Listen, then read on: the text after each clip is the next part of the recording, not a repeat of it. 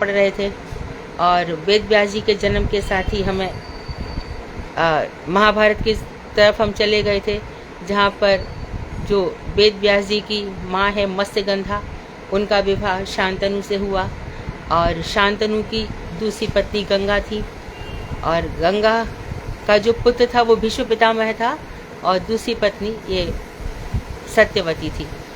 तो सत्यवती के दो पुत्र हुए, चित्रांगद और विचित्रवीर्य। चित्रांगद गंधर्वों के साथ युद्ध करते हुए मारे गए और विचित्रवीर्य के फिर और ये पुत्र हुए धृतराष्ट्र। तो विचित्रवीर्य के लिए ये भीष्म पितामह अम्बा, अंबिका, अंबालिका इन तीनों को ले आए थे। तो एक से धृतराष्ट्र हुए, एक से पांडु हुए। भीष्म पितामह को देख करके जिन्होंने आंखें बंद कर ली तो अंधे पुत्र धृतराष्ट्र हुए, जो देख करके कांप गए उनके पुत्र पांडु हुए, और जो दासी के साथ जो भीष्म पितामह ने व्यास ने जिनको देखा उनके हुए विदुर जी। तो इस तरह से वंश चला। तो जो हमारे वेद व्यास जी उनके विषय में बताया गया।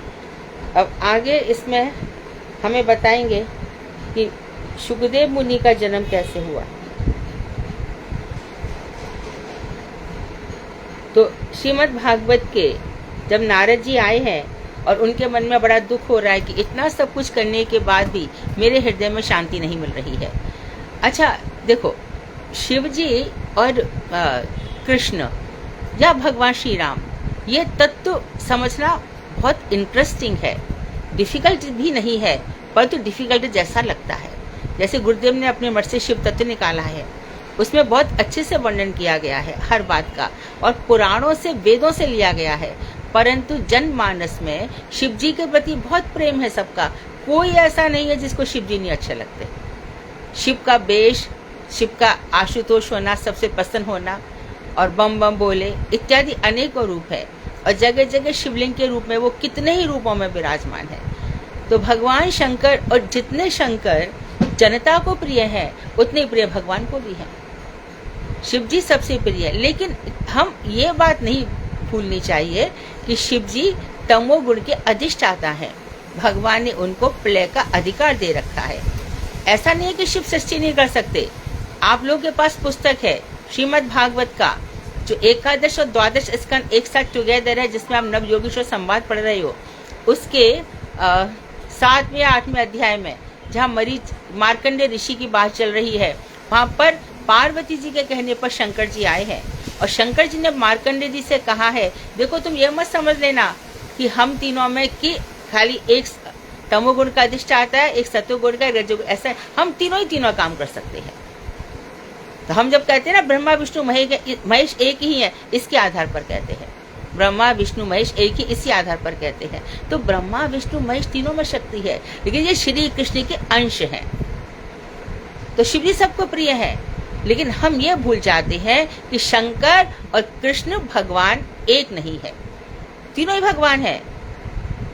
लेकिन कल बताया कि जो 6 भक्त से युक्त हैं, तो भगवान शंकर को जो वैराग्य वाली बात है या सौंदर्य वाली बात है, उसमें श्री कृष्ण से कम आका जाएगा। लीलाओं के आधार पर भक्तजन कैसे पहचानेंगे? उनकी लीलाओं के आधार पर। तो वेद व्यास जी ने जो रचना लिखी, शिव पुराण लिखा, अग्नि पुराण लिखा, बरहा पुराण में बरहा जी की क्या महिमा लिखी है। मां साफ स्पष्ट बताया गया है कि बरहा घर भूमि का पुत्र हुआ नरकासुर, और वही नरकासुर 16,000 रानियों को जिसने कैद कर रखा था। जब ते राजकुमारियां थी, कृष्ण से शादी के बाद ये राजमहिषियां बनी। सब बहुत सुंदर सुंदर लड़कियों को उठा लाया था, प्राग ज्योतिषपुर में इनको रखा था इसने। तो जिस समय ये नरकासुर पैदा हुआ बरहा और भूमि के संगम से, उस समय बरहा जी ने कहा, हे भूमि, हे वसुंधरा, इसको मार देते हैं। तो वसुंधरा बोली कि अभी रुको, जब मैं कहूं तब मार देना। तो जिस समय ये गए हैं, तो उस समय ये अदिति मैया के कुंडल ले आया, इंद्र का कवच चोरी कर लाया, तब जाकर के भगवान इसके पास गए हैं। और जब देखा कि इसने कितने ही राजाओं को बंदी कर रखा है और कितनी राजकुमारियों को, तब जो हमारी सत्यभामा है, जिनके अंदर भूमि का अंश है, सत्यभामा में भूमि का आवेश है, भू लीला है, ये भू शक्ति है, भगवान की भू शक्ति है। और यही सत्यभामा, और भी सुन लीजिए, जब आप दशम स्कंध का 84वां अध्याय पढ़ेंगे, उसमें क्या होता है कि सारी की सारी रानियां बैठ जाती हैं और रोहिणी जी बैठ जाती हैं। तो रोहिणी है, देव की है, लेकिन रोहिणी बहुत स्मार्ट है, बहुत मुखर है, तेज तर्रार है। यही वो थी कि जब वसुदेव जी के द्वारा गर्भ धारण हुआ और 6 महीना रोहिणी के गर्भ था, तो ये घोड़ी पर बैठ करके ब्रज चली आई थी। साधारण महिला नहीं थी, साधारण स्त्री नहीं थी, और नंद बाबा के घर पे भी रहती थी। हरे कृष्णा, मेरी आवाज आ रही है?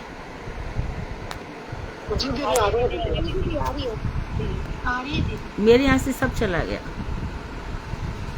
मैं दिख भी रही हूँ।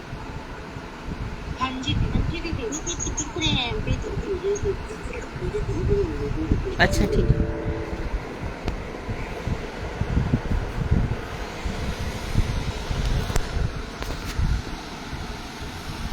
दीदी अभी आपने क्या बोला कि रोहिणी की क्या करा था उन्होंने?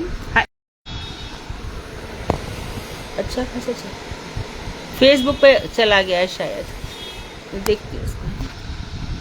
एक मिनट।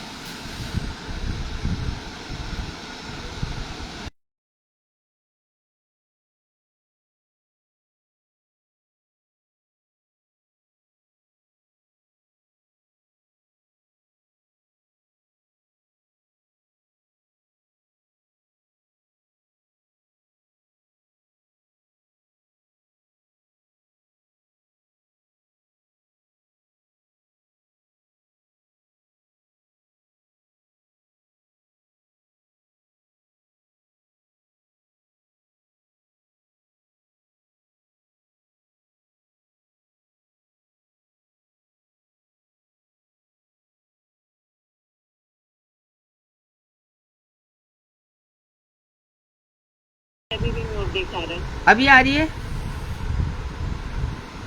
अभी आ रही है? दीदी आवाज क्लियर आ रही है। अभी आ रही है ना? हाँ ठीक है। तो फेसबुक पे नहीं आ रही है, फेसबुक पे स्पीकर ऑफ है दीदी आपका। अभी भी ऑफ है। इसमें आ रही है, Zoom मीटिंग में आ रही है। अभी आ रही है फेसबुक पे? फेसबुक पे आवाज है? ठीक है। हाँ, तो ये रोहिणी जी चली गई। अब उस समय जो संकर्षण है वो रोहिणी के गर्भ में कितने महीने के हैं? 6 महीने के। ये चले गए। इधर देवकी जी को 7वां गर्भ हुआ। 7वां गर्भ, 6 महीने का गर्भ लेकर के वो चली गई है। 7वां गर्भ देवकी जी को हुआ है। तो ये 7वां गर्भ है, ये भी 6 महीने रहा। तो उधर 6 महीने और ये 6 महीने, 12 महीने हो गए। उधर 6 महीने, ये 6 महीने, 6 महीने गर्भ रहा। 7वें महीने में योग नहीं, हाँ 7वें महीने में भगवान ने कहा योग माया से कि देवकी के गर्भ का संकर्षण करके रोहिणी के गर्भ में डाल दो, दोनों को मर्ज कर दो, एक कर दो। योग माया ने, क्योंकि उनको खींचा है इसलिए उनका नाम संकर्षण है। तो रोहिणी वहां पर, रोहिणी के गर्भ में ये हो गए। तो बलराम जी जो है 14 वर्ष तक रहे हैं मैया के गर्भ में। तो अभी 8 दिन पहले बलराम भैया आए हैं पूर्णिमा के दिन, और अष्टमी के दिन कृष्ण आए हैं। तो सावन की जो पूर्णिमा, अच्छा ये तो इनकी बात है। अब ये यहाँ पर बैठे हैं, दशम स्कंद 84वां अध्याय तुम लोग पढ़ लेना। तो उसमें रोहिणी के पास ये सब बैठी हैं। तो रोहिणी जी से कह रही है कि तुम लोग बताओ तो सही कि तुम्हारी शादी कैसे कैसे हुई। तो सब बहुत अपना अपना वर्णन करती हैं। रुक्मणी बताती है कि किस तरह से मेरा हरण हुआ। उसी समय सत्यभामा बताती है, क्या बताती है मालूम है? कि मेरे पिताजी सत्राजित ने मेरा वाग्दान कर दिया था, अर्थात अक्रूर जी को कर दिया था। किसको? अक्रूर से मेरा संबंध, बात हो गई थी कि मैं अपनी बेटी तुमको दूंगा, लेकिन क्योंकि उन्होंने बहुत गलत काम किया, इनकी जो भगवान सत्राजित को जो स्यमंतक मणि सूर्य ने दी थी, वो इनका भाई प्रसेनजित पहन के चला गया, और प्रसेनजित को शेर ने मार दिया। और शेर को मार करके प्रसेनजित इन बालकों ने उठाकर जामवंत गुफा, जामवंत जी त्रेता युग से अब तक जी रहे हैं द्वापर युग में। बड़े वृद्ध हैं वो, इसलिए उनकी बात सब लोग मानते हैं। तो भगवान श्री कृष्ण के साथ उनका युद्ध हुआ। उन्होंने कहा कि मेरे से युद्ध में कौन जीत सकता है, आप तो मेरे भगवान राम ही है। उन्होंने प्रसन्न होकर जामवती कन्या उनको दे दी। अब वो मणि लेकर आ गए। मणि लेकर के उन्होंने सबको बुला करके कि मुझ पर तुम लोगों ने मणि का आरोप लगाया। क्यों लगाया था आरोप? क्योंकि भगवान ने ये कहा था कि सत्यजित, ये जो तेरे पास मणि है, जो रोज 80 भार सोना उगला करती है, ये मणि राजा के पास होनी चाहिए, तुझे अपने पास नहीं रखनी चाहिए। तू ये मणि उग्रसेन राजा को दे दे। मणि तो मैं नहीं दूंगा। लेकिन एक दिन प्रसन्न उसको पहन के चला गया। अब सत्यजित को लगा कि ये मणि कृष्ण ही चोरवा ली है, तो भगवान ने चोरी का आरोप साबित करने के लिए लेकर के आए। आकर के उन्हें सत्यजित को दे दिया। सत्यजित इतना डर गया कि उसने अपनी बेटी सत्यभामा को भी भगवान को दे दिया। तो यहाँ पर देखो श्लोक में लिखा हुआ है अक्रूर आदि। अब वहाँ पे अक्रूर है, चक्रवर्ती ठाकुर की टीका। अब हमने बहुत विचार किया कि अक्रूर आदि, आदि से मतलब क्या है, कि किसी और से भी बात की है क्या? हाँ, हो सकता है शतधन्वा से भी बात की हो। फिर हमने श्रीधर टीका निकाली। श्रीधर टीका हमें भी अक्रूर आदि लिखा है कि शतधन्वा का नाम नहीं है, चक्रवर्ती ठाकुर ने इस सब में। तो लेकिन मूल श्लोक में नहीं है, मूल श्लोक में ऐसा वर्णन नहीं है, परंतु टीकाकारों ने ऐसा बताया है। तो इस तरह से वहां पर सब अपना अपना वर्णन बताते हैं। तो सत्यभामा का जो वाग्दान है वो अक्रूर जी के साथ हुआ था पहले। अब देखो, तो हम इतिहास में चले गए। इतिहास बहुत विशाल है महाभारत का, इंटरेस्टिंग भी है। तो अब वहां पर श्री नारद ने कहा, जिज्ञासितमधीतं च ब्रह्म तत्सनातनम तथापि शोचस्तात्मानं अकृतार्थ इव प्रभो। आपने सनातन वेद धर्म का विचार पूर्वक अध्ययन किया, तथापि सनातन मतलब क्या? इटर्नल, इटर्नल है ना, जो पहले भी था आज भी हमेशा रहेगा, उसको सनातन धर्म कहते हैं। गुरुजी जब भी विदेश जाते हैं उनके मुखार बिंद से सर्वत्र ये वाणी निकली है, मैं सनातन धर्म का प्रचार करने आया, अर्थात श्री कृष्ण की भक्ति, यही सनातन है। तो ये जो शंकर जी हैं और श्री कृष्ण हैं, इनके बीच में जो संबंध है, मैं गुरुदेव की वाणी कह रही हूँ और आप सब भी सुनते हो कि इनका संबंध बताना बड़ा मुश्किल है। शिव का तो बड़ा जटिल है। दोनों एक दूसरे से, देखो अब गोवर्धन में चले जाओ, वहां पर सनातन गोस्वामी भजन करते हैं और भजन करने से मच्छर काटते हैं। तो उस समय सनातन गोस्वामी चल पड़े। शंकर जी ने कहा, चकलेश्वर महादेव देखो मैं यहाँ पर बैठा हूँ, तुम यहीं पे भजन करो, जा क्यों रहे हो? तो मुझे मच्छर बहुत काटते हैं, कि देखो तुम जब तक यहाँ पे रहोगे मच्छर नहीं काटेंगे। और वैसे ही हुआ। तो वैष्णव यहाँ पे शंकर जी का किस रूप में दर्शन होता है? परम वैष्णव रूप में। ऐसे बहुत सारी कथा है शंकर जी की। तो वो बता रहे कि सनातन जो इटर्नल धर्म है, प्राचीन काल से अब तक चला आ रहा है, सारे धर्म यहाँ से मिट जाएंगे परंतु सनातन धर्म नहीं मिटेगा, जो हमेशा से चलता चला आ रहा है और चलता रहेगा। इस वेद धर्म का विचार पूर्वक अध्ययन आपने कर लिया, तथापि है प्रभु अकृतार्थ, जैसे कि तुमने कुछ किया ही नहीं है। तो अपने मन में कृत की फीलिंग ही नहीं है तुम्हारे अंदर, तुम जैसे कि ऐसा लग रहा है तुमने कुछ किया ही नहीं है। अकृतार्थ के समान किस लिए इतना शोक युक्त हो रहे हो, क्यों इतना मन में खेद कर रहे हो?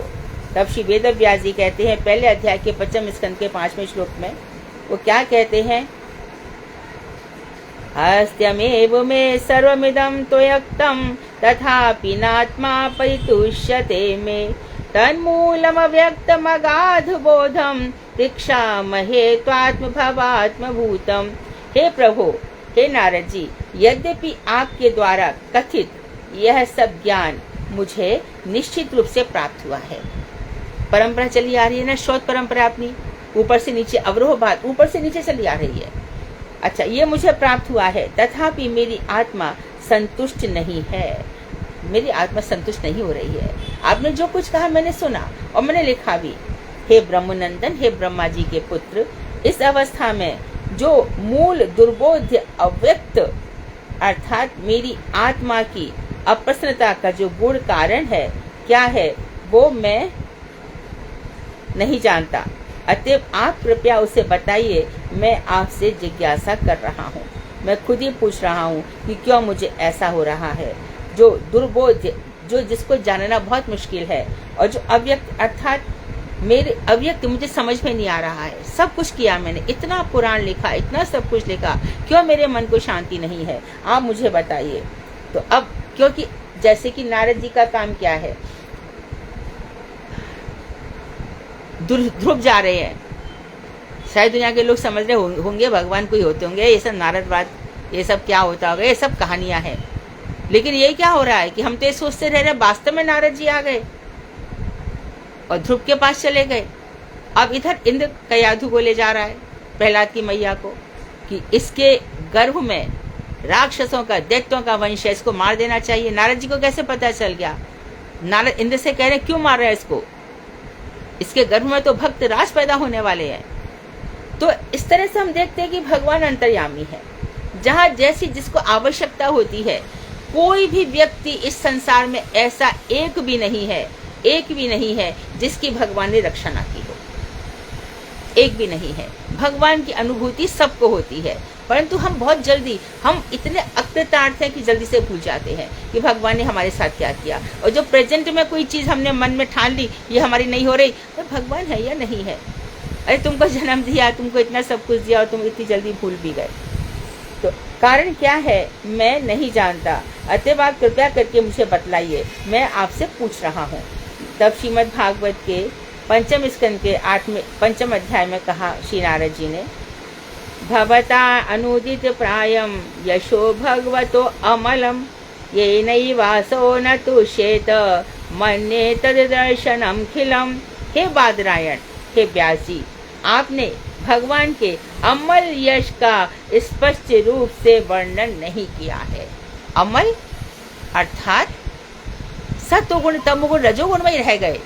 इन तीनों गुण से जो निर्मल है, जिसमें बिल्कुल भी अमल नहीं है, ऐसा वर्णन नहीं किया। अर्थात आपने किसी भी पुराण में नहीं बताया कि पंचाध्याय क्या होती है, रास पंचाध्याय क्या होती है। आपने किसी भी पुराण में नहीं बताया कि भगवान श्री कृष्ण बाल लीलाएं भी करते हैं।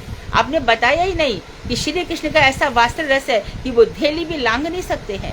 आपने बताया नहीं कि घर घर जाकर के गोपियों का नवनीत, मन रूपी नवनीत चुराते हैं। आपने सब बताया ही नहीं। आपने बताया नहीं कि किस तरह से नंद बाबा उनसे कहते हैं कि कन्हैया मेरे जूते ला, तो जूतों को वो अपने सिर पर रख कर लाते हैं। आपने सब जगह भगवान के ऐश्वर्य का वर्णन किया, उनके माधुर्य रस का वर्णन ही नहीं किया।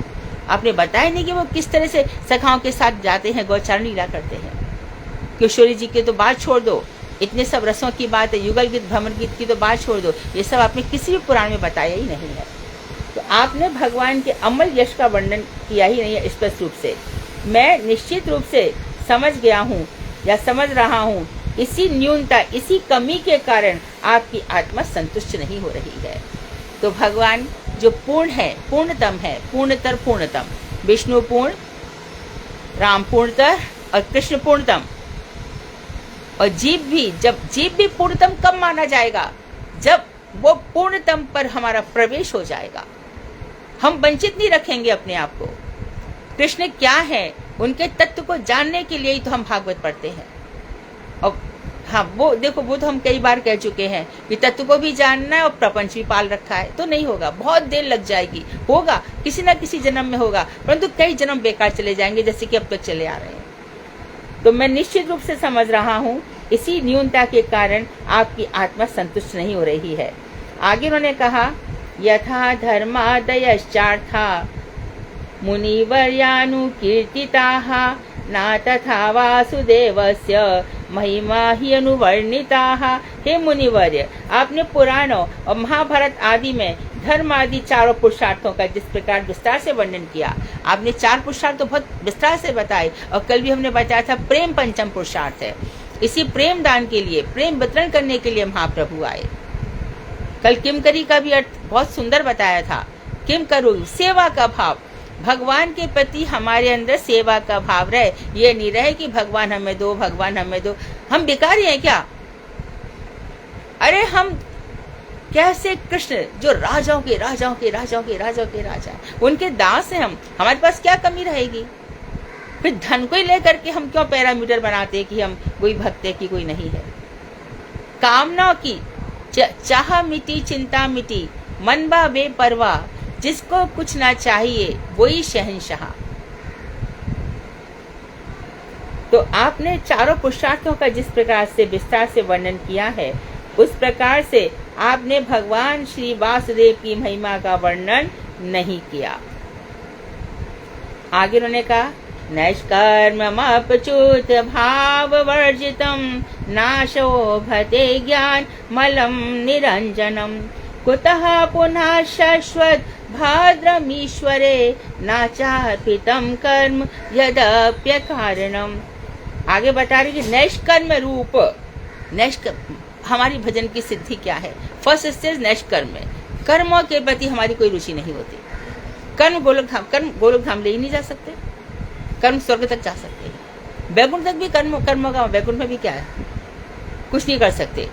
अच्छा, वैकुंठ में भी हम चले गए तो वहां भी सेवा किसकी करोगे? चलो मान लो वैकुंठ चले भी गए तो वहां पे सेवा के लिए कौन है? वहां पे भगवान नारायण है, और नारायण ऐश्वर्य भाव में रहते हैं, उनको सेवा चाहिए ही नहीं होती है। आप श्रीमन नारायण नारायण करते रहो बस, सेवा कहाँ है वहां पे?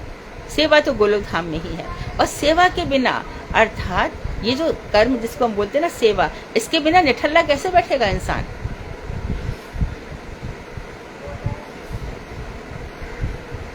तो निर्मल होने पर तो बता रहे हैं कि नैष्कर्म रूप ब्रह्म ज्ञान। तो सबसे पहले कौन सी सिद्धि आती है? सब संसार में जितने भी कर्म है सब बेकार है। मैं बताती हूँ, मेरे पिताजी के अंदर एक बात कॉन्सेप्ट था, और मैंने उनको कई बार कहते सुना था कि यदि हम 7 शवों को कंधा देंगे तो हम सीधे स्वर्ग जाएंगे। तो मेरे दिमाग में ये बात बस गई, परंतु मैं किसी से पूछ नहीं पाती थी, और पिताजी जब भी होता एकदम आगे कंधा लेकर के खड़े हो जाते थे। और अब मैंने क्या किया कि जब वेदांत सूत्र पढ़ रही थी उसमें हमारे बलदेव विद्याभूषण ने जो गोविंद भाष लिखा, उसमें गोविंद भाष का मतलब क्या, खुद स्वयं गोविंद देव ने ये लिखवाया है। उसमें लिखा है, कोई मूर्ख ये ना समझ ले कि शवों को ढोने से स्वर्ग मिल जाएगा। ये यानी कि ये बात कब से चली आ रही है? कितने कितने जो मिथ्स है वो कब से चले आ रहे हैं, वो सत्य नहीं होते हैं। तो वेदांत आप उठाएंगे, या कभी हमारा ऐसा सौभाग्य होगा कि हम इतने परिपक्व हो जाएंगे कि हम वेदांत का भी अध्ययन करेंगे, तो अवश्य करेंगे। तो उसमें ये लिखा हुआ है साफ, उसमें ये लिखा हुआ दूसरी जगह ऑन द कॉन्ट्ररी ये भी लिख दिया गया है कि कोई जिंदगी भर भजन कर रहा है, खूब उसने भजन किया, और अंतिम समय उसके पास कोई भी नहीं है, जहाँ तक कि उसका शरीर से दुर्गंध भी आ रही है, जहाँ तक कि कहीं कहीं ऐसा भी हो सकता है कि उसके शरीर को गीध कुत्ते भी खा रहे हैं, तो भी मत समझ लेना कि इसके शरीर की ऐसी दुर्गति हुई है, ये व्यक्ति जरूर नरक में जाएगा, और ये भजन के नाम पे पाखंड कर रहा था।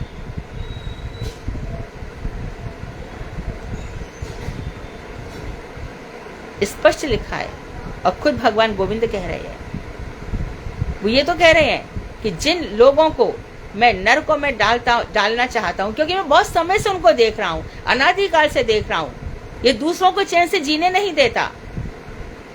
मैंने सबसे पहले श्लोक बनाया है, माँ गृधा कस्यस्विद धनम, किसी के धन की ओर लोभ दृष्टि मत रखो। और ये हमेशा दूसरे के धन पे हमेशा कुछ ना कुछ हड़प लेना चाहता है। तो सबसे पहले तो नफरत भगवान ने इन लोगों से ही करी है, और खुद भगवान श्री राम ने अयोध्या का राज ऐसे त्याग दिया, राजीव लोचन राम चले तज बाप को राज बटाऊ की नाई। बटाऊ मतलब कौन? पथिक। जैसे धर्मशाला को छोड़ के चल देता है, ऐसे भगवान श्री राम चल दिए, भरत जी गए ही नहीं। तो यही सनातन धर्म है। तो यहाँ बता रहे हैं कि ब्रह्म ज्ञान, नैष्कर्म रूप ब्रह्म ज्ञान, तो किसी प्रकार के कर्म में हमारी कोई आसक्ति नहीं रहती। अच्युत भाव, अच्युत मतलब क्या है? कृष्ण भक्ति। अब यहाँ पर और हम स्पष्ट कर देते हैं कि हमसे हमारे गुरुजी क्या कहते, सबके गुरुदेव, तुम्हारा गोत्र क्या है? हमारा गोत्र अच्युत है। अच्युत का क्या तात्पर्य है? जो संसार से छूट गया है। तो कृष्ण को अच्युत क्यों कहते हैं? कृष्ण भी किसी में आसक्त नहीं होते, हम उनके वंशज हैं, हम भी वैसे ही हैं। तो अच्युत अर्थात कृष्ण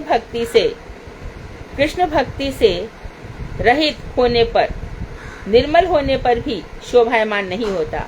नैष्कर्म रूप ब्रह्म ज्ञान, जो ब्रह्म ज्ञानी हो जाता है, अर्थात जिसको संसार में कुछ करणीय नहीं है, कुछ भी करने योग्य नहीं रहता। यहाँ पर ये सब बात आ जाएंगी कि बच्चे को जन्म दिया या माता पिता की सेवा करना कर्तव्य, ये सब कर्तव्य सब बताया जाता है। ये जब तक कि भगवान में भक्ति नहीं हो जाती। भक्ति होने के बाद कौन किसका पिता माता वो नहीं रहता। तो अच्युत भाव से रहित होने पर निर्मल मन हो जाता है, लेकिन तब तक शोभायमान नहीं होता, क्योंकि इसमें चित्त विलास वैचित्र नहीं रहता। क्योंकि इसमें अभी निष्कर्म तो आ गया, लेकिन चित्त विलास जो वैचित्र है, रस वैचित्र है, जहाँ पर भगवान श्री कृष्ण का केली विलास संबंधी कथाएं हैं, वो इसमें नहीं है। क्योंकि ब्रह्म आगे परमात्मा तक पहुँचते ही नहीं, भगवान तक पहुँचते ही नहीं। तो भगवान तक पहुँचोगे ही नहीं तो भगवान की लीलाओं में रमण कहाँ से करोगे। तो फिर स्वभाव से ही जो कर्म अभद्र है, अभद्र मतलब शोभनीय नहीं है, शोभा नहीं देता, वह निष्काम होने पर भी, अर्थात आपके हम निष्काम है, हमारे कोई कामना नहीं है, लेकिन कामना नहीं होने पर भी भगवान से भक्ति नहीं है, तो ऐसा निष्काम होना या निष्कर्म होना बेकार है। भगवान की सेवा की भावना नहीं है, भगवान की भक्ति नहीं है। अरे बहुत रिजर्व नेचर के, किसी से बातचीत नहीं करते और जो संसार छोड़ रखा है, किताबें पढ़ते रहते हैं। क्या पढ़ रहे हैं? फिर संसार छोड़ रखे तो किताबें क्यों पढ़ रहा है संसार की? छोड़ दो ना सब। तो फिर स्वभाव से ही जो अभद्र है वह निष्काम अहेतुक होने पर भी भगवान को अर्पित ना होने से किस प्रकार सुशोभित हो सकते हैं। तो आप कर्म तो कर लिए और भगवान को अर्पण नहीं किया, तो आप यदि भगवान को अर्पण नहीं किया तो आपका निष्काम होना भी अभद्र है, किसी काम का नहीं है, भगवान को दिया ही नहीं। और फिर ऐसे लोगों को पछताना भी बहुत पड़ता है, मुझसे ऐसी गलती हो गई, क्योंकि वो अपने आप को हमेशा कर्ता मानता रहता है। मैंने ऐसा कर दिया, मुझसे ऐसी भूल हो गई, मुझसे ऐसा हो गया। लेकिन जब भगवान की भक्ति में डूब गया तो वो पहले तो एक दो गलतियां होगी तो सोचेगा, ये भगवान मैंने ऐसा क्यों बोल दिया, ये भगवान मैंने ऐसा क्यों कर दिया, ये ऐसे नहीं मुझे करना चाहिए। और धीरे धीरे ठाकुर जी आगे से कभी मत कराना, ठाकुर जी मेरी जवान बहुत चलती है, मेरे से बोले बिना रहा नहीं जाता, मुझे कंट्रोल, मेरे को कंट्रोल, संयम करना, यम नियम मेरे अधीन होने चाहिए। ऐसे तो धीरे धीरे हम देखते हैं कि वाणी भी कंट्रोल हो जाती है। और फिर धीरे धीरे जो कुछ भी है, ठाकुर जी आप जो करवा रहे हो मैं कर रहा हूँ, मेरा कुछ भी नहीं है, सहज भाव से चल रहे हैं। तो ये क्या हो गया, भगवान में अर्पण हो गया। यदि ये सब चीजें भगवान में अर्पण नहीं हुई तो हम किस प्रकार से सुशोभित हो सकते हैं। तात्पर्य यह है कि कर्म किससे होते हैं, जड़ देहाश्रित है। कर्म इस जड़ देह से होते हैं, इस जड़ देह से होते हैं, तथा कर्म का फल भी जड़मय है और इस कर्म का फल भी जड़मय है। अब अंतर समझो, भगवान ने कहा कर्मण्यवाधिकार से मां फलेषु कदाचन, कर्म करने में तेरा अधिकार है, फल के अधिकार में नहीं। लेकिन जहाँ पर भक्ति की बात आई तो आपने सब यूनिवर्सल कर दिया। कैसे कर दिया? यदि कोई भक्त होगा तो पहले श्रद्धा, फिर तब आपने अलग अलग फल नहीं बताया। श्रद्धा हो जाएगी सबके बाद तो सेकेंड स्टेप साधु संग होगा, किसी का होगा नहीं, मैं यूनिफॉर्म बात कर रहा हूँ। थर्ड स्टेप आपका होगा ही होगा, भजन क्रिया शुरू होगी, तो फिर अनथ निवृत्ति होगी। अब यहाँ पर कौन की कितने स्टेज में है, कितने परिमाण में है, तब यहाँ पर खुद बोले ये यथा माम प्रपद्यन्ते तां सत्य भजाम्यहम्। जो मुझको जैसा भजता है मैं उसको वैसे ही भजता हूँ। तो हर स्टेज पे भगवान ने इंस्ट्रक्शंस दिए हैं, जैसे जैसे लेवल ऊंचा होता चला जाएगा। और फिर तब बोल दिया तावत कर्माणि कुर्वी, जब तक कर्म कर जब तक कि मेरी कथाओं में रुचि नहीं हो जाए। तो यहाँ भी यही बात कह रहे, देखो जड़ देह आश्रित कर्म है और फल भी कैसा है, जड़मय। अर्थात कर्म किया और नश्वर धन आ गया, कर्म किया नश्वर पुत्र पुत्री हो गए, कर्म किया जो कुछ भी हो गया सब नश्वर ही हो जाएगा। अतः ऐसे कर्म चिन्मय जीवों के लिए नितांत अमंगलकारी है। ऐसे कर्मों से जो चिन्मय अर्थात शुद्ध भगवान का नाम ले रहे हैं, भगवान तो शुद्ध है, भगवान का शुद्ध नाम ले रहे हैं, ऐसे सभी जीवों के लिए ये जो कर्म है ये अभद्र अमंगलकारी है। दुर्योधन ने जितनी रचनाएं करी, और भी कितनी प्रकार से आर्य समाजी है, या हम ये समाज बनवा देंगे, हम ये दान का भंडार खुलवा देंगे, दान का भंडार किस लिए खुलवाया? मेरी प्रतिष्ठा हो, खूब खोलो के वाह जी वाह क्या काम हुआ है भैया, इनके यहाँ तो भंडार खुल गए, इनके यहाँ तो राजलक्ष्मी बरस रही है, इनके यहाँ तो कंचन बरस रहा है। ये सुनने के लिए ना कंचन बरस गया। अब उस कंचन बरसने की महिमा सुनने के लिए कितने पाप से धन कमाया गया, वो पाप कहाँ जाएगा? कितने लोगों को दुखी करके वो धन लाए एक प्रतिष्ठा के लिए। तो जो लोगों को दुखी किया, हाय गरीब की कभी ना खा ली जाए, तो वो कहां से आएगा? वाल्मीकि जो बहुत बड़े लुटेरे थे, रत्नाकर नाम था उनका, डाकू थे, नारद जी ने उन पर कृपा करी तो जब तू पहले पूछ करा कि तू जो कर रहा है कर्म, इसमें तेरे घर वाले शामिल हैं, वो सम्मिलित है तेरे पाप में? हमारा तू कहीं से कहा, हमें क्या मतलब है, हम तो नहीं है। पड़ गए अकेले, होश जाग गया। तो जिन धृतराष्ट्र ने अपनी पत्नी और पुत्र के लिए इतना सब कुछ किया, वो सब कुछ यहीं पर रह गया। धृतराष्ट्र अकेले नरक भोगने चला गया। यही नैष्कर्म रूप सिद्धि समझनी होगी। तो ऐसे कर्म चिन्मय जीवों के लिए नितांत अभद्र अमंगलकारी है। यदि यह कर्म अकाम भी क्यों ना हो, निष्काम भी क्यों ना हो, तो भी यदि उसको भगवान में समर्पण नहीं किया तो उससे साक्षात कोई चिन्मय फल प्राप्त नहीं हो सकता, उसमें भक्ति की सुकृति भी नहीं बन सकती। अच्छा, अब और एक नाटक होता है, वैष्णव आते हैं भागवत में, अरे चल आज तैयार हो जा, बहुत बड़ी आज बड़े महाराज आए हैं, भागवत में चलना है। क्या आपको हमेशा कुछ ना कुछ लगा रहता है? मुझे नहीं जाना, मेरा बहुत काम है। तो वो सोचता है कब यहाँ से जाए, कब आराम से टीवी देखूं, कब मोबाइल देखूं। ऐसे बच्चे को अरे हम ला रहे हैं, इसकी सुकृति तो बन जाएगी। ठेंगा भी सुकृति नहीं बनती, क्योंकि सुकृति अपने मन से बनती है, खुद की तो श्रद्धा जरा भी नहीं है। फिर गीता के श्लोक उठा लो 18वें अध्याय के, अश्रद्धालु को जो मेरा ज्ञान देता है। तो भगवान ने मना किया, साफ मना किया है जिसको। तो क्या होता है कि देखो, अभी हम क्लास में 10 लोग हैं, 20 लोग हैं, 50 लोग हैं, 100 लोग हैं, जो भी है, श्रद्धा जिसकी होगी उसी को लाभ होता है। श्रद्धा नहीं होने पर 1 लाख लोग भी बैठे तो क्या लाभ है?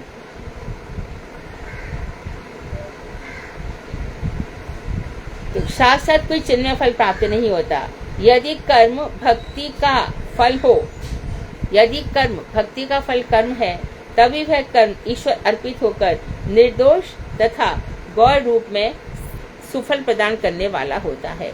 तो बता रहे, यदि कर्म भक्ति का फल हो, यदि भक्ति ऐसा कोई कर्म है जो भक्ति का फल दिखाई दे रहा है, तभी वह कर्म ईश्वर अर्पित हो सकता है, अर्थात निर्दोष हो सकता है। अभी किसी ने देखो, कोई चोरी करके ले आया, अब उसके पास बहुत सारे 3-4 लाख रुपया चोरी कर लाया। अब घर में क्या बोले किसी को, पत्नी पूछे कहाँ से इतना पैसा, आप कहाँ से लाए हो? तो उसको ऐसा लगता है कि कहीं बच्चों के सामने मेरा स्वाभिमान चला जाएगा, इन लोगों को मेरा क्या मैसेज चला जाएगा। अच्छा, मैं एक काम करता हूँ, चोरी तो कहीं और से करके लाया और उसने कर दिया भंडारा। अरे चलो पीछा छूटा, अब मुझे पाप भी नहीं लगेगा और मेरा स्वर्ग भी हो जाएगा। ऐसा कभी नहीं होता। क्या कहा गया? तुम जो कमा रहे हो उसका 6वां भाग दान में दे दो। ये कहाँ कहा गया है कि चोरी करके ला मुझे दे? मैं तो 100 रुपए ही कमाता हूँ एक दिन का, कोई बात नहीं, 6 रुपए मुझे दे दे। 1000 कमाता तो 60 दे दे। 10,000 कमाता हूँ तो 600 दे दे। 1 लाख कमाता तो 6,000 दे दे। ये भगवान कहते हैं। वो भी इसलिए कहते हैं कि धीरे धीरे भगवान को हमारा क्या दान चाहिए, बताओ क्या चाहिए? धीरे धीरे इस दान प्रवृत्ति से मन शुद्ध होगा और धन में हमारी आसक्ति नहीं रहेगी। यदि कर्म भक्ति का फल हो, तभी वह कर्म ईश्वर अर्पित होकर निर्दोष तथा गौर रूप में सुफल प्रदान करने वाला होता है। कर्म रहित चिन्मात्र आश्रित ज्ञान भी संपूर्ण नहीं होता, बल्कि कभी कभी संपूर्ण रूप से भक्ति का विरोधी बन जाता है। अच्छा, अब बता रहे हैं कि कर्म रहित अर्थात भक्ति रहित, यहाँ कर्म का अर्थ है भक्ति, भक्ति रहित चिन्ह मात्र भगवान में जो आश्रित ज्ञान है, यदि ये आश्रित कर्म जन्म है, काम है, जो ये जो ज्ञान है, संसार का जितने भी प्रकार का ज्ञान है, सांख्य का ज्ञान, न्याय का ज्ञान, वैशेषिक का ज्ञान, इंजीनियरिंग, मेडिकल, जो कुछ भी है, यदि ये संपूर्ण नहीं होता बल्कि कभी कभी संपूर्ण रूप से भक्ति का विरोधी बन जाता है, ये ज्ञान भी कभी कभी। देखो आजकल सबसे बड़ी समस्या है ओशो दर्शन, ओशो फिलॉसफी। जितने भी मोटिवेशनल स्पीकर इतराते घूम रहे हैं ना, एक भी गीता भागवत को उठा के पढ़ता नहीं है। और जैसा उसने बता दिया, छोटी छोटी किताब ले आए, उसमें जो है वो बता दिया। उनसे पूछा जाए निष्क्रम सिद्धि होती है, उनका बाप भी नहीं बता सकता क्या होता है, चिन्ह मात्र ज्ञान क्या होता है। भगवान चिन्ह मात्र है, चित्त तत्व है, उनसे संबंधित ज्ञान चिन्ह मात्र है, वो बता नहीं पाएंगे। आप लोग उनसे कहीं ज्यादा बहुत ऊपर स्टेज पर पहुंचे हुए हो। छोटी छोटी किताब निकाल के छोटी चीजें पढ़ लेना है। मानो हमारे बहुत बड़े गुरु वैष्णव को ये याद नहीं है कि शांतनु की पत्नी का क्या नाम है, लेकिन इस मोटिवेशनल स्पीकर को बराबर याद रहेगा। और सब अरे भैया हम इनको तो आता था, उनको नहीं आता था, क्योंकि वो चीजों में रमना ही नहीं चाहते। वो जिन चीजों में रमना चाहते वो बहुत ऊपर की वस्तु है। तो ये ओशो फिलॉसफी, जहां भी घर में किसी बच्चे को पढ़ते देखो, उठा के किताबें फेंक देना। कहां से आके समाज को खत्म कर दिया इसने।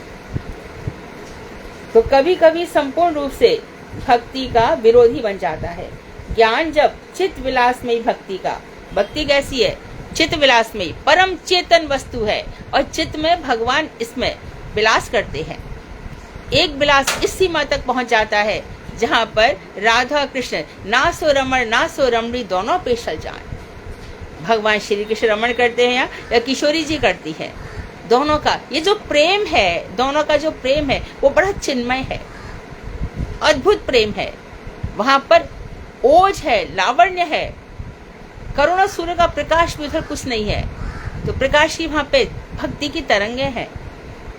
तो चित्त विलास रूपी भक्ति का सेवक होता है ना, तब भक्ति के साथ उसकी तन्मयता सिद्ध होती है। तो जब ज्ञान भक्ति का सेवक होता है, फिर से देखो, तो ये कर्म रहित चिन्मात्र आश्रित ज्ञान भी संपूर्ण नहीं होता भक्ति से रहित। तो ज्ञान और कर्म यदि भक्ति से युक्त होते हैं तब ये सुफल देने वाले होते हैं।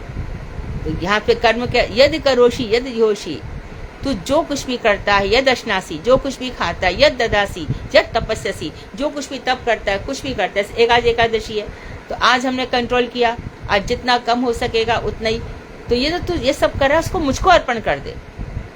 और यदि अर्पण तो किया नहीं ठाकुर जी को, सुनो हाँ आज तो हमने निर्जला एकादशी कर ली, तो क्या हो गया। कितने ऐसे जीव हैं संसार में आज जिनको खाने को भी नहीं मिला, भूल से उनकी एकादशी हो गई, भूल से। लेकिन भगवान ने देखा तो उसको भी फल मिल ही जाएगा कुछ ना कुछ। लेकिन हमने एकादशी करी जो कि कृष्ण ये सब कुछ आपको अर्पण है, तो उसका फल मिलेगा। तो हमने तो निर्जल कर ली, ठीक है। हम मठों में देख रहे हैं कि हमारे सब महात्मा 2 बार प्रसाद ले रहे हैं, पर हम देख रहे हैं कि उनको काम बहुत है, प्रचार कर रहे हैं, इतनी ज्यादा सेवा कर रहे हैं। तो फिर हम देखते हैं कि नहीं, उस समय उनका प्रसाद लेना, कहीं हम समझ लें अरे वो तो नहीं कर पाते, हम तो बहुत बड़ी एकादशी निर्जला कर लेते हैं। हम तो बहुत से निर्जला एकादशी करने वालों को मैं जानती हूँ जो देवी देवताओं से अपना मन भी नहीं हटा पाते, तो कभी निष्काम नहीं हो पाते। सब चाहिए उनको, बेटा बेटी पुत्र परिवार पैसा सब कुछ चाहिए। फिर एकादशी का फल क्या? भीम को तो एक ही एकादशी का भी थी, तो कृष्ण के सेवक थे। राजा समुद्र सेन ने उनको आधार बनाया कि भीम के लिए कृष्ण आएंगे, इसलिए इसके साथ युद्ध किया जाए। तो जो कुछ भी है, जो कुछ भी कर्म है, जो कुछ भी ज्ञान है, वो भक्ति से युक्त होना चाहिए। यदि नहीं होता है तब वह भक्ति का विरोधी बन जाता है। तो ज्ञान जब चित्त विलास में भक्ति का सेवक होता है, ज्ञान भगवान की सेवा करता है। अर्थात कैसे? जैसे कि ये सब ज्ञान है, ये हम सब जो पढ़ रहे हैं, ये भगवान की सेवा है। अरे आज कौन बैठे, आलस आ रहा है। नहीं नहीं, यही तो है, यही तो भगवान की सेवा है। ज्ञान सुनेंगे, हम देखेंगे भक्ति विनोद ठाकुर क्या बता रहे हैं, तो ये भक्ति का सहायक हो जाता है। तो फिर भक्ति के साथ ऐसे ज्ञान की तन्मयता सिद्ध हो जाती है। जैसे जैसे ज्ञान बढ़ता जाता है, भक्ति तन्मय होता जाता है। कैसे? देखो, भगवान श्री कृष्ण महाराष्ट्र में चले गए, गोपियों को छोड़ करके चले गए। अब गोपियों को कुछ भी सुध बुध नहीं है, फिर भी है, क्या है? कन्हैया ने गोवर्धन पर्वत उठाया था, कन्हैया ने बकासुर को मारा था, प्लम्ब को हमारे बलराम भैया ने मारा था, दुविध वानर को, बहुत सारी उनको घटनाएं याद आ जाती हैं। किस तरह से उन्होंने कालिया मर्दन किया था, किस तरह से नवनीत चुराया था। तो ये सब ज्ञान है, तो तन्मयता हो गई ना। ऐसी प्रहलाद जी में तन्मयता थी। प्रहलाद जी का कैसा शुद्ध ज्ञान है, मेरे भगवान सर्वत्र हैं, तेरे ज्ञान भगवान सर्वत्र है। ले उठा करके पहाड़ से नीचे फेंक दिया, नीचे भगवान का, हे कृष्ण, हे वासुदेव, भगवान वासुदेव, ओम नमो भगवते वासुदेवाय कहा। तो नीचे ठाकुर जी जो भूमि है, उन्होंने भूमि कैसी बन गई, रोम से युक्त मखमली घास बिछा दी प्रहलाद जी के लिए। इसी प्रकार से जब तृणावर्त उठा करके कृष्ण को ले गया, तो बलराम जी देख रहे हैं कि मैं तो धाम तत्व हूँ और कृष्ण ऊपर जा रहे हैं, कृष्ण तो ऊपर से आनंद ले रहे हैं, चल तू मुझे और ऊपर लेकर के जा, और थोड़ा घुमा, और थोड़ा घुमा। आनंद लिया, फिर वापस में उसकी गर्दन भींच दी, और गर्दन भींच करके तो गिरेगा। तो बलराम जी पहले धाम में नीचे आकर के लेट गए कि गिरेंगे तो मैं संभालूंगा। वो अलग बात है कि वो तृणावर्त पे ही गिरे। तो इस तरह से जो ज्ञान है, जब भगवान से संबंधित तन्मय हो जाता है, ब्रह्म व्याप्त सर्वत्र समाना, प्रेम ते प्रकट होए हम जाना। जहां जहां हमारी दूर दूर तक दृष्टि जाती है, तब तक।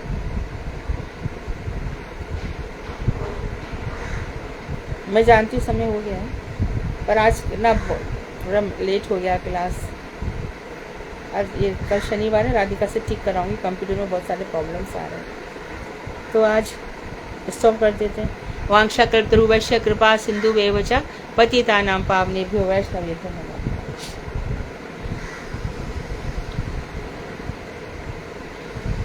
हरे कृष्णा दीदी। हाँ। दीदी, जैसे आपने कहा कि बिना भगवान को समर्पित कर्म से चिन्मय फल प्राप्त नहीं होगा, है ना।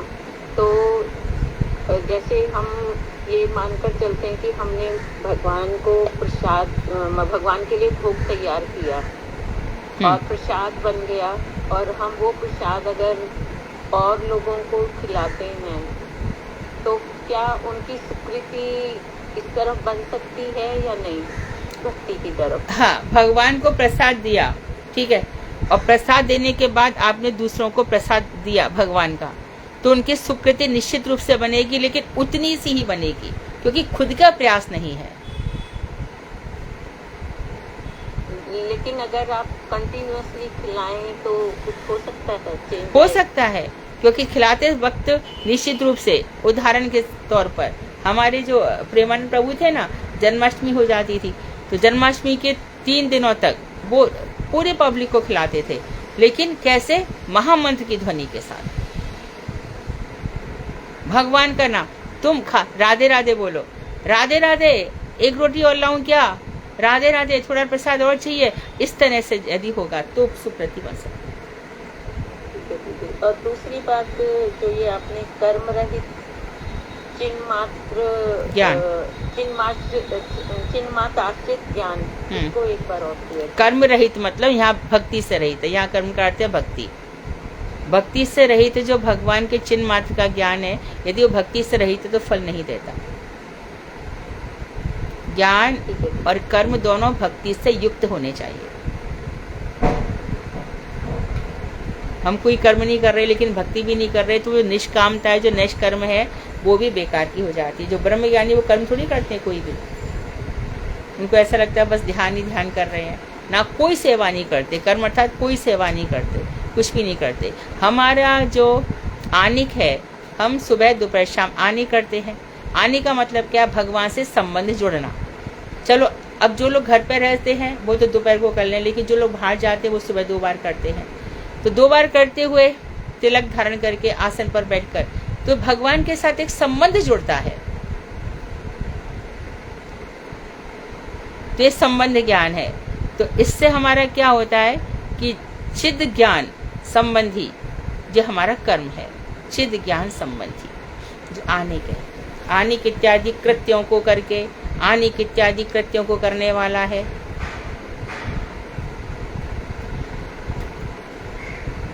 ठीक है, हरे कृष्ण धन्यवाद। हरे कृष्ण। हरे कृष्ण दीदी, प्रणाम। धन्यवाद दीदी, चित्त विलास विचित्र और चित्त विलासमयी भक्ति, इन दोनों का क्या चित्त विलासमयी भक्ति, भक्ति कहाँ पे विलास करती है? चित्त, हृदय में। हृदय में विलास करने वाली जो भक्ति है उसके साथ तन्मयता हो जाती है। तो तन्मयता के उदाहरण दिया, गोपियों का दिया, प्रहलाद का दिया। चित्त विलास भक्ति हृदय में। देखो इस समय जो भी कोई भी हो, स्त्री या पुरुष हो, जो रात दिन हे गोविंद हे कृष्ण नाम उसकी जिह्वा पे नृत्य कर रहा है, तो समझो पिछले जन्म में उसका बहुत कुछ हो गया, बहुत अर्चन पूजन हो गया, बहुत ध्यान इत्यादि हो गया, उसने बहुत कुछ कर लिया। इस जन्म में आते आते उसकी जिह्वा एक क्षण भी रह नहीं पाती है भगवान। तो ये चित्त विलास में भक्ति है।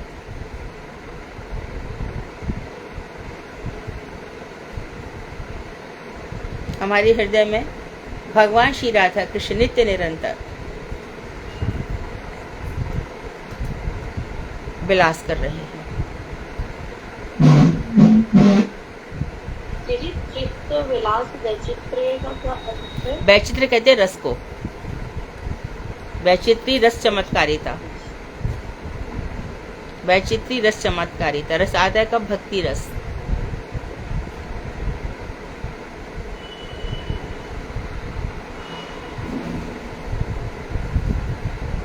तो जब रस आए भक्ति में तो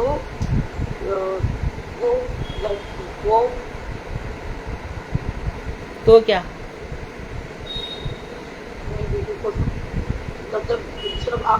जब हमें भक्ति में रस आने लगता है हृदय में, और उस स्वतः ही तब हम भक्ति, तब वो भक्ति का सेवक बन जाता है। ज्ञान जब चित्त विलास में भक्ति का, जो भक्ति है चित्त में विलास करती है, चित्त में विलास करती है, तो ये ज्ञान भक्ति का सेवक बन जाता है। ना कि उसके बहुत से ज्ञानी भक्ति नहीं करते, उनके लिए कहा गया है ज्ञानी भजन नहीं करते हैं, उनके लिए कहा गया। हरे कृष्ण दीदी। दीदी, मुझे इस सेंटेंस का मीनिंग, इस संसार में भगवान के श्री चरणों की निरंतरमयी उपासना। निरंतर मतलब कंटिन्यूसली, निरंतर मतलब निरंतरता, निरंतर सतत। दीदी आभ्यंतिक आंतरिक, अंदर की, हृदय से। और दीदी चिन्मयी होगा। दीदी क्षेममयी है, अच्छा है। अविच्छिन्नमयी होगा, फिर अविच्छिन्न,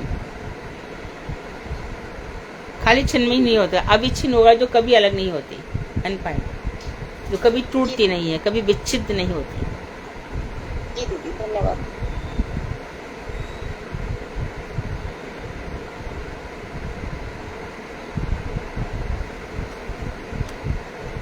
और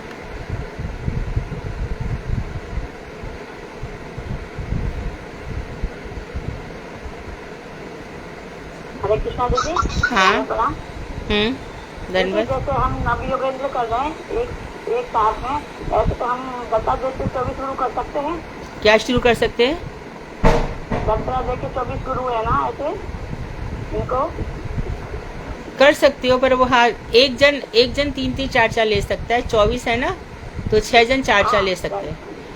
2 या 3 छोटे छोटे हो, ऐसे नवे वर्ण करें, ऐसा हो सकता है ये भी? हाँ, 4 ले सकते हैं। दत्तात्रेय के 24 गुरु, एक जन 4 ले सकता है। ठीक है, तो आप तो दादी जी को बोल दो, वो कर देंगे तब सिलेक्ट। हरे कृष्णा दीदी, प्रत्यवाय का क्या मीनिंग होता है? पाप, पाप, प्रत्यवाय। पाप, अपराध, पाप। पाप। जी जी। दोष, दोष ज्यादा सही है, दोष।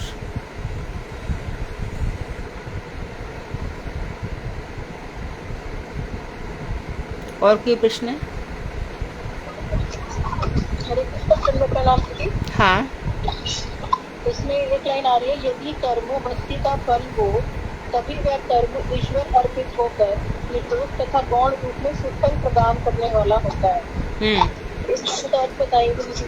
यदि कर्म भक्ति का फल है, यानी कि जो कर्म यहाँ पे सेवा का अर्थ है, यहाँ पे कर्म का अर्थ है भगवान की सेवा। यदि कर्म भक्ति का फल, आगे क्या है? आगे तभी है कर्म, यानी आप यदि वह कर्म ईश्वर अर्पित होकर, यदि कर्म भक्ति का फल हो, यदि ये सेवा भक्ति का फल हो, तभी वह कर्म ईश्वर अर्पित होकर निर्दोष हो जाता है।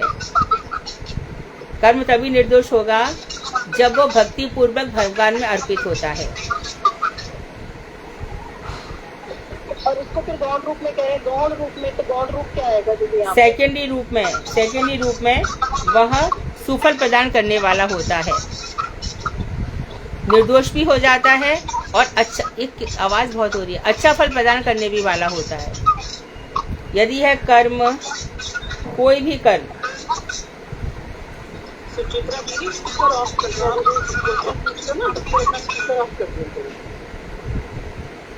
यदि कर्म भक्ति का फल है, तभी वह कर्म ईश्वर अर्पित होकर निर्दोष हो जाता है और गौण रूप में वो सुफल प्रदान करने वाला भी होता है।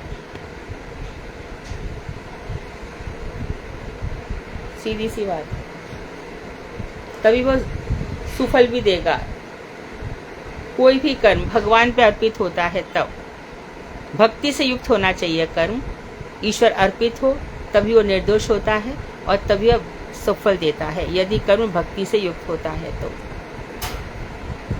पहला पॉइंट ईश्वर अर्पित होना चाहिए, दूसरा पॉइंट निर्दोष होना चाहिए। निर्दोष हो जाता है, क्या प्रॉब्लम है? लेकिन इसमें ये कदम भक्ति का फल कह रहे हैं, कर्म को, यदि कर्म भक्ति का फल, तो यहाँ पे कर्म, यहाँ पे थोड़ा सा गड़बड़ है, इसको ऐसा समझना चाहिए। यदि जो कर्म भक्ति का फल या सेवा भक्ति का फल, थोड़ा लाइन इसको ठीक करिए। भक्ति का फल यदि है, भक्ति का फल क्या है? सेवा। यदि जो कर्म भक्ति पूर्वक अर्पण हो, ऐसे होना चाहिए। यदि कर्म भक्ति पूर्वक ईश्वर को अर्पित होता है, इस लाइन को ऐसे ठीक कर लीजिए। यदि कर्म भक्ति पूर्वक ईश्वर को अर्पित होता है, तभी वो निर्दोष होता है और तभी वो सुफल देने वाला होता है। यदि कर्म भक्ति पूर्वक अर्पण हो। दीदी अब ठीक है, कोई कंफ्यूजन होता था उसी में। Thank you. हाँ, दीदी इसको निष्काम कर्म भी तो कह सकते हैं ना, निष्काम कर्म भक्ति का फल है। हाँ, ये भी कह सकते हैं। निष्काम कर्म भक्ति का फल है, लेकिन साथ में वो ईश्वर अर्पित हो। हाँ जी, निष्काम कर्म ईश्वर को अर्पित है। निष्काम कर्म तभी फल देगा जब वो ईश्वर को अर्पित हो, तभी वो निर्दोष होता है और तभी वो आगे क्या बोला, गौण रूप से सुफल देने वाला होता है। यदि वो कर्म भक्ति पूर्वक ईश्वर को अर्पण होता है तो। तुम लोग के पास भागवत है ना? ये अर्थ निकालो इसको और स्पष्ट हो जाएगा। श्रीमद् भागवत का कौन सा श्लोक है ये? 1:5 कौन सा नंबर है? 1:5 से 14, 12 से 14 पढ़ो।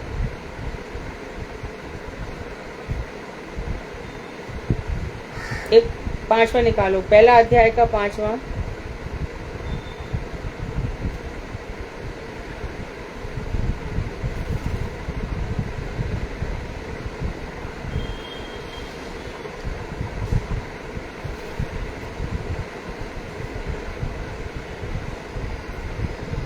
पहला अध्याय का किसी पास भागवत का प्रथम स्कंद है?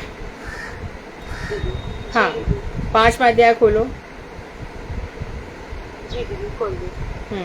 इसमें से 12 से 14 पढ़ो। 12, 13, 14। और जी दीदी, दीदी इसमें दीदी अर्थ पढ़ना है ना? हाँ। अर्थ पढ़ना है दीदी। 12वें श्लोक का अर्थ है, समस्त प्रकार की कर्म वासनाओं से रहित होने पर भी मोक्ष की प्राप्ति का साक्षात साधन निर्मल ब्रह्म ज्ञान यदि भगवान श्री हरि की भक्ति से रहित हो तो वह भी शोभा नहीं देता। अतएव जो साधन और सिद्धि दोनों ही अवस्थाओं में सदा ही अमंगल स्वरूप तथा दुखप्रद है, वह काम्य कर्म और यहाँ तक कि निष्काम कर्म भी भगवान को अर्पण नहीं किए गए हो तो वह कर्म भी कैसे सुशोभित हो सकते हैं। इसका कारण यह है कि भगवत सेवा और सत्व शुद्धि के भाव से रहित होते हैं। ठीक है। 13वां श्लोक का अतएव हे महाभाग वेद व्यास जी, आपकी दृष्टि अमोघ अर्थात यथार्थ बुद्धि से युक्त है, आपका यश पवित्र है, आप हरि कथा श्रवण रत सत्यनिष्ठ और नियम परायण है। अतः सभी जीवों को माया के बंधन से मुक्त कराने के लिए आप अचिंत्य शक्ति भगवान पूर्व क्रम की विविध लीला चेष्टाओं का समाधि द्वारा एकाग्र चित्त से ध्यान कीजिए और फिर वर्णन कीजिए। विशिष्ट विशुद्ध चित्त में श्री भगवान की लीलाएं स्वयं प्रकाशित होती हैं। 14वां श्लोक का अर्थ, भगवान श्री हरि की लीला चेष्टा अर्थात उनकी महिमा के वर्णन के अतिरिक्त यदि कोई किसी अन्य विषय को वर्णन करने की इच्छा करता है तो वह अनर्थ का परिचायक मनोधर्म है। उस मनोधर्म में विभिन्न नाम और रूप स्फुरित होते हैं जिनसे विक्षिप्त होकर बुद्धि उसी प्रकार स्थिर नहीं रह पाती जिस प्रकार वायु वेग से डगमगाती हुई नौका। ठीक है, तो इसमें खाली 12वां ही काम का था। समझ में आ गया अभी? निष्काम कर्म भगवान को अर्पित हो तभी वो शोभा देता है, यदि वो भगवान को अर्पित होता है तो। भक्ति पूर्वक किया हुआ तो जो कर्म कर रहे हो उसको निष्काम तो है, लेकिन भगवान को दोगे तो वो उसका फल होगा। ठीक है, काफी डिस्कस हो चुका। हाँ, आगे।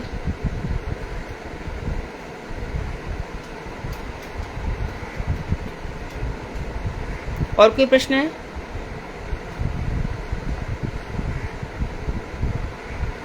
कर्म और ज्ञान तभी सफल है जब वो भगवान से संबंधित हो या भगवान को अर्पण हो। सुधा, आगे का क्लास। जी दीदी, आज तीसरा प्रश्न आएगा, नवयुग इंस्टीट्यूट किया है महाराज मुनि ने, और वो आज उसका वर्णन करेंगे सपना दीदी, हमारी सत्यवती। बोलिए सत्यवती दीदी। हरे कृष्ण। हरे कृष्णा। दंडवत प्रणाम। गुरुवे गौरीचंद्राय राधिकाय ददालय कृष्णाय कृष्णभक्ताय तद्भक्ताय नमो नमः। रामशाकल्परूपस्य कृपा सिन्धुः च पतितानां पावनेभ्यो वैष्णवेभ्यो नमो नमः। तमादिदेवं करुणावतारं तमालवर्णं स्वतावतारम् अपार सहितार समुद्रसेतु भजामहे भागवतरूपम् भक्त्यादिहीनापराधलक्षे चित्तेश कामादितरङ्गमन्त्रे कृपामयितं शरणं वन्दे ते चरणं श्री चैतन्य प्रभु नित्यानंद श्री राधेव शिवचंद्र गौर।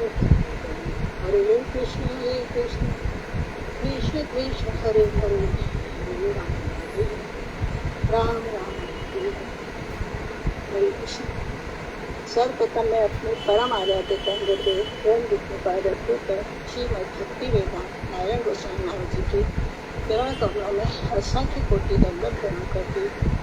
श्रीमद् भक्ति वेदांत श्रील नारायण गोस्वामी महाराज जी श्री चरण कमलों में असंख्य कोटि दंडवत प्रणाम करती। तत्पश्चात शिक्षा गुरु श्रीमद् मधुगिरी के चरण कमल में कोटि कोटि दंडवत प्रणाम करती हूँ। तत्पश्चात शरीर वैष्णव के कर्म यथा योग्य दंड प्राप्त। श्रीमद्भागवत एकादश स्कंद 3 अध्याय पेज 42। सभी लोग एकादश स्कंद खोल लेंगे, 3 अध्याय खोलेंगे, पेज 42। सभी लोग खोल लें अपनी अपनी पुस्तक। राजा विधेयराज और नवि योगेंद्र सम्मान।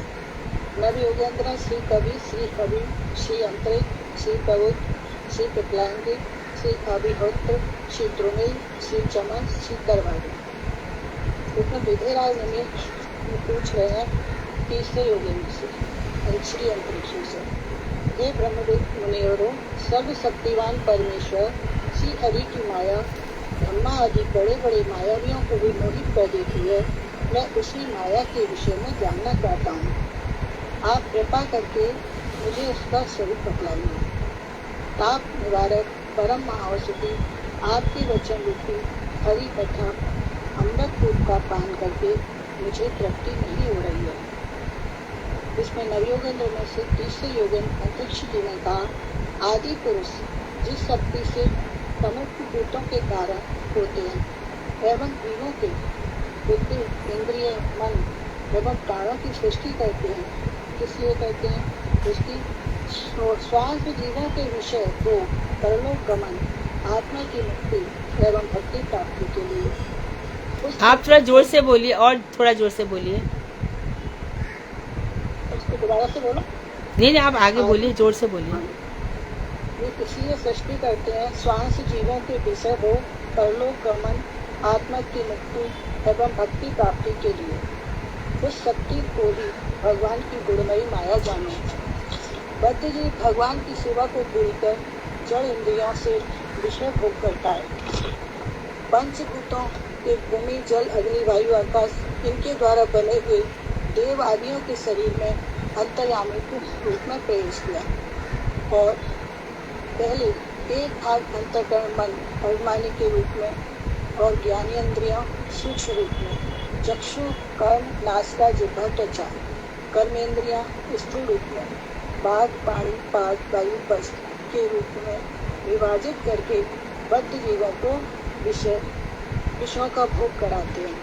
भगवान की सेवा में उन्मुक्त जीवों को माइक बंधन से उन्मुक्त करके वैकुंठ की सेवा की प्रवृत्ति का उदय कराते हैं। देहा अभिमानी जीव अंतर्यामी परमात्मा के बल पर इंद्रियों का भोग करता है और पंचभूतों के द्वारा बने हुए शरीर को ही आत्मा समझकर उसमें आसक्त हो जाता है। यह भगवान की माया है। देहाभिमानी जीव कर्मेंद्रियों के से वासनाओं से युक्त कर्मों का आचरण करता है। उसके अनुसार शुभ कर्म का फल सुख और अशुभ कर्म का फल दुख भोग करने लगता है और संसार में नारकीय योनियों में भ्रमण करता रहता है। कर्म के रतिभूत होकर जीव कभी देव, मनुष्य आदि प्रिय योनियों में जाता है। पहले काल तक वह जन्म मृत्यु के प्रभाव में पड़ा रहता है। जब पंचभूतों का काल निकट आता है तब महाकाल, जो कि उत्पत्ति विनाश से रहित है, अर्थात भगवान, स्थूल और सूक्ष्म द्रव्य गुण व्यक्त सृष्टि को एक महाकाल इस विश्व को मूल अव्यक्त अवस्था में समेट लेते हैं। अब विषय का संहार बतला रहे हैं कि महाकाल उपस्थित होने पर पृथ्वी पर 100 वर्षों तक भयंकर सूखा पड़ता है। वर्षा बिल्कुल नहीं होती है। पहले काल की शक्ति से सूर्य की उष्णता और बढ़ जाती है। वे तीनों लोगों को संतप्त करने लगते हैं। उस समय शेषनाग के मुख से आग की प्रचंड लपटें ऊपर की ओर उठती हैं। वे लपटें वायुओं की प्रेरणा से पाताल तल को जलाना आरंभ कर देती हैं तथा ऊंची नीति होकर चारों ओर फैल जाती है। यह भगवान की माया है। इसके बाद में प्रलयकालीन संवर्तक मेघ कर हाथी की सूर्य के समान मोटी मोटी धाराओं से 100 वर्ष तक बरसते रहते हैं। उससे यह विराट ब्रह्मांड जल राशि में लीन हो जाता है। कुछ समय विराट पुरुष हिरण्यगर्भ ब्रह्मांड एवं विराट शरीर को त्याग कर अव्यक्त कारण में प्रविष्ट हो जाते हैं। जिस प्रकार ईंधन के समाप्त होने पर अग्नि बुझ जाती है, यह भगवान की माया है। उस समय संवर्तक वायु पृथ्वी के गुण गंध को हरण कर लेती है, जिससे पृथ्वी जल के रूप में परिणत हो जाती है। वायु के द्वारा जल का रस खींच लेने पर जल अग्नि के रूप में बदल जाता है। यह भगवान की माया है। जब अंधकार अग्नि का रूप हरण कर लेता है, अग्नि वायु में लीन हो जाती है, आकाश वायु के स्पर्श गुण का हरण कर लेता है, वायु आकाश में लीन हो जाती है। फिर इसके बाद काल रूपी ईश्वर आकाश के सत्य गुण को हरण कर लेते हैं। तब आकाश तामस अहंकार में लीन हो जाता है। इस प्रकार पंचभूत तामस अहंकार में लीन हो जाते हैं। इंद्रिया और बुद्धि राजस अहंकार में लीन हो जाती है। मन सात्विक अहंकार से उत्पन्न देवताओं के साथ सात्विक अहंकार में प्रवेश कर जाता है। इस प्रकार विविध गुणों के साथ अहंकार मैं तत्व प्रकृति में लीन हो जाता है। तीन तरह की ये दृष्टि स्थिति प्रलय करने वाली ये भगवान की माया है। ये सत्य लोकवर्ण की होती है, प्रपंच की सृष्टि करती है। रज शुक्ल वर्ण की होती है, पालन करती है, और तम कृष्ण वर्ण की होती है, वह संहार करती है। ये सब भगवान की माया है। हरे कृष्णा से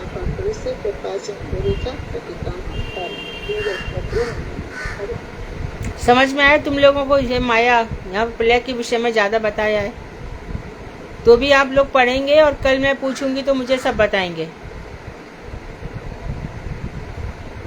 सब लोग पढ़ रहे थे ना साथ में? हाँ। अनुराधा दीदी क्या क्या पढ़ा तुमने? अनुराधा दीदी क्या क्या पढ़ा तुमने? हाँ। मैंने सबसे पहले क्या पढ़ा था, यानी दीदी ने बताया था, कल का ये पॉइंट आया था कि यानी जो मनुष्य के जीव होते हैं ना, जो होते हैं, जो विषय भोग और पल्लोगमन इंद्रिय की मुक्ति ना, बुद्धि मन इंद्रिय के धारा शक्ति होती है इनकी। क्या पॉइंट ये था, क्या था यानी जो श्वास भूत जीवों के जो विषय भोग होते हैं, पल्लोगमन होते हैं ना, आत्मा की मुक्ति, ये बुद्धि इंद्रिय और मन और प्राणों की सृष्टि करते हैं। बुद्धि मन प्राण इंद्रिय की सृष्टि कौन करता है? ये नहीं विषय भोग नहीं, आदि को शक्ति से समस्त भूतों के कारण होते हैं। वो जीवों में बुद्धि इंद्रिय मन और प्राण की सृष्टि करते हैं। वो किस लिए करते हैं? क्योंकि स्वांश जीवों के विषय भोग कराने के लिए, परलोक गमन के लिए, आत्मा की मुक्ति के लिए एवं भक्ति प्राप्ति के लिए। और उस शक्ति को ही भगवान की ओर पूर्ण ही माना जाए। क्या बोल रही हो तुम?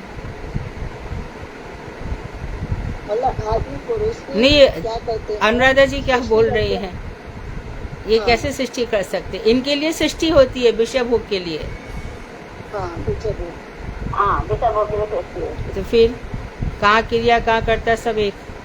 और किसको समझ में आया है?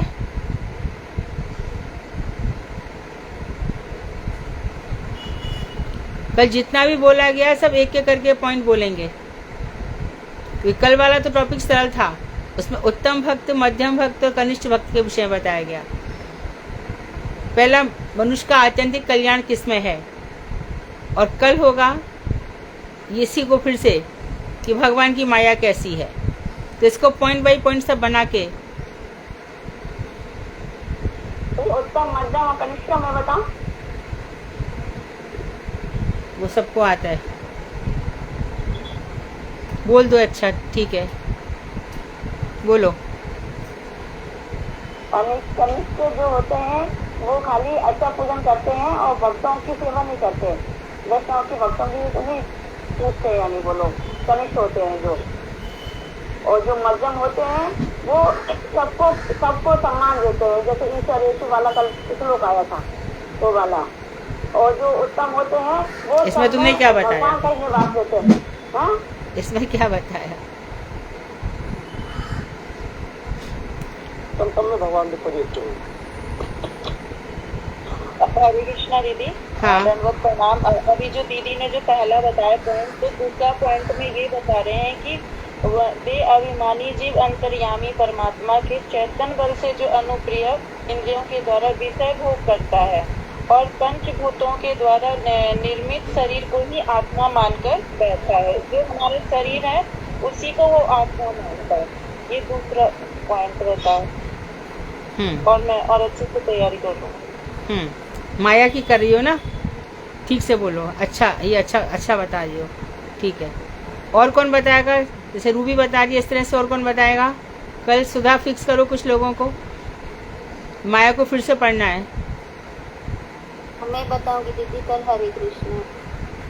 फाल्गुनी और फाल्गुनी एक पॉइंट मैं भी बता दूंगी दीदी। हाँ, तो इसको और डिस्कस कर। हाँ सुधा, तो और सब इसको डिस्कस अच्छे तरीके से करेंगे, तो जिससे नव योगीश्वर संवाद ठीक से हो। और उसके बाद चौथा प्रश्न क्या है? प्रबुद्ध जी का। चौथे प्रबुद्ध जी है। हाँ, लेकिन प्रश्न क्या है? उससे प्रश्न क्या पूछा है? इस माया से निवृत्ति होती है। माया से निवृत्ति किस प्रकार होगी? हाँ ठीक है, होगी या होती है, बात एक ही है। हाँ, तो कौन बोल रहा है कल? मैं बोलूंगी दीदी कल। ठीक है, तो पहले माया की निवृत्ति, बाद में पहले माया को समझना है और अच्छी प्रकार से। भजन कीर्तन करना चाहूंगी। हाँ बोलो। अधरं मधुरं वदनं मधुरं नयनं मधुरं हसितं। जोर से बोलो, तुम लोग की आवाज इतनी तेज है, फिर क्यों नहीं बोलते हो?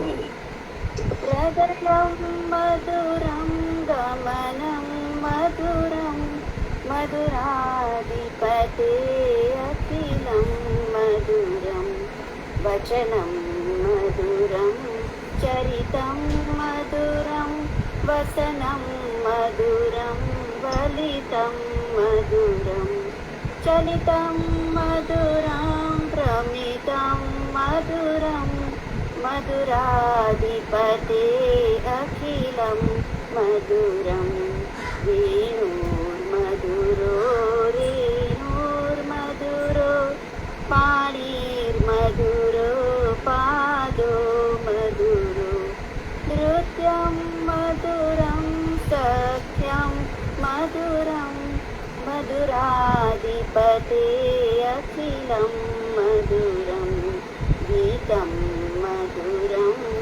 पीतं मधुरं भुक्तं मधुरं सुप्तं मधुरं रूपं मधुरं तिलकं मधुरं मधुराधिपते अखिलं मधुरं करणं मधुरं करणं मधुरं हरणं मधुरं रमणं मधुरं वमितं मधुरं शमितं मधुरं मधुराधिपते अखिलं मधुरं गुञ्जा मधुरा माला मधुरा यमुना मधुरा वीचो मधुरा सलिलं मधुरं कमलं मधुरं मधुराधिपते अखिलं मधुरं गोपीर्मधुरा लीला मधुरा युक्तं मधुरं गुप्तं मधुरं पृष्ठं मधुरं श्लिष्टं मधुरं मधुराधिपते अखिलं मधुरं गोपा मधुरा गावो मधुरा यष्टिर्मधुरा सृष्टिर्मधुरा दलितं मधुरं फलितं मधुरं मधुराधिपते अखिलं मधुरं मधुराधिपते अखिलं मधुरम्। यमुना मधुरा वीची मधुरा, तुमने बीचू बोला है ना, बीची, बीची मतलब यमुना की लहर, वो भी मधुर है। ठीक है, तो ये वल्लभाचार्य जी का द्वारा लिखा हुआ मधुराष्टक है। जबकि हम ऐसा मानते हैं कि वल्लभाचार्य जी बाल गोपाल के उपासक थे, लेकिन महाप्रभु जी के संपर्क में आकर ये गोपी भाव से भगवान श्री कृष्ण की उपासना कर रहे हैं, और उनके मुखार बिंद से पहला ही शब्द निकला है, श्री कृष्ण आपके अधर भी मधुर है, आपकी वेणु भी मधुर है, आपकी लीला भी मधुर है, आपकी गाय भी मधुर है। इस तरह से भगवान के माध्य रूप का इन्होंने दर्शन किया था। बाद में ये जूड़ा बांधने लग गए थे, हाथों में कंगन पहनने लग गए थे, पूरे के पूरे गोपी भाव में आ गए थे। लेकिन इनके जो फॉलोअर्स हैं, इनके अनुयायी हैं, आज भी बाल कृष्ण लाल की उपासना करते हैं। जबकि इनके पुत्र विठलादि जी वो हमारे गदाधर जी के चरणाश्रित हुए थे, और उन्होंने गीत गोविंद में अपना भाष्य भी लिखा था, जिस भाष्य को अहमदाबाद प्रेस में रखा हुआ है, उनके हाथ का लिखा हुआ। लेकिन ये लोग इसलिए नहीं छपवा रहे कि कहीं कोई ये ना समझ ले कि पुष्टि मार्गीय गौड़िया बन गए हैं, और वास्तव में गौड़िया के बिना, विशेष रूप से श्री राधा जी के बिना चलेगा नहीं। वांशकल्पतरुवैश्य कृपा सिंधु बेवचा पतितानां पावनेभ्यो वैष्णवेभ्यो नमः। हरे कृष्णा दीदी, धन्यवाद। हरे कृष्णा दीदी, दंडवत प्रणाम।